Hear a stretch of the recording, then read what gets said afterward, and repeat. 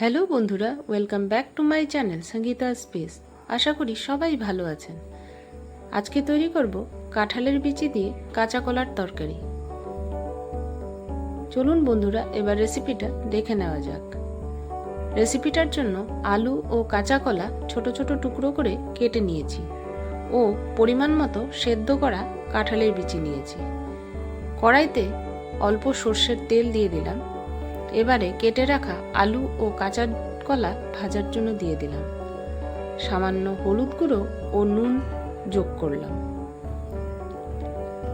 আলু ও কাঁচা কলা নেড়ে চেড়ে 2 থেকে 3 মিনিটের জন্য ঢাকা দিয়ে রান্না করে নিয়েছি।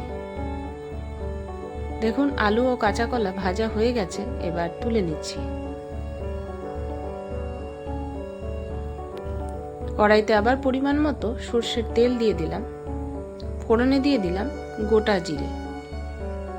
একটা মিডিয়াম সাইজের টমেটো গ্রেট করে দিয়ে দিলাম। টমেটোটাকে অল্প সময় নেড়েচেড়ে ভেজে নিয়েছি। পরিমাণ মতো হলুদ গুঁড়ো দিয়ে দিলাম লঙ্কার গুঁড়ো, ধনে ও জিরের গুঁড়ো। স্বাদ মতো নুন যোগ করলাম। সেদ্ধ করা কাঁঠালের বিচি খোসা ছাড়িয়ে নিয়ে দিয়ে দিলাম। কাঁঠালের বিচিটা মশলার সাথে 2 থেকে 3 মিনিট নেড়ে চেড়ে ভেজে নিয়েছি। 2টো চেরা কাঁচা লঙ্কা দিয়ে দিলাম। এখন ভেজে রাখা আলু ও কাঁচা কলা যোগ করলাম। সামান্য চিনি দিয়ে দিলাম।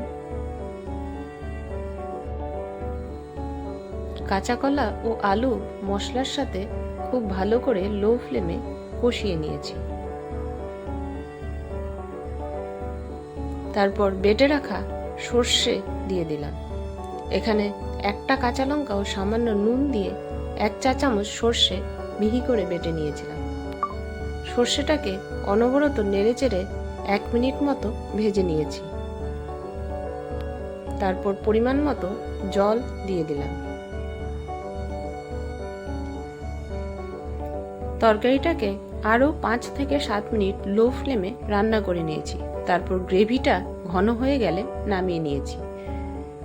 ভিডিওটা ভালো লেগে থাকলে লাইক কমেন্ট করবেন ও আমার চ্যানেলটাকে সাবস্ক্রাইব করে আমার পাশে থাকবেন। আজকে আসি, সবাই সুস্থ থাকবেন, সাবধানে থাকবেন। টাটা।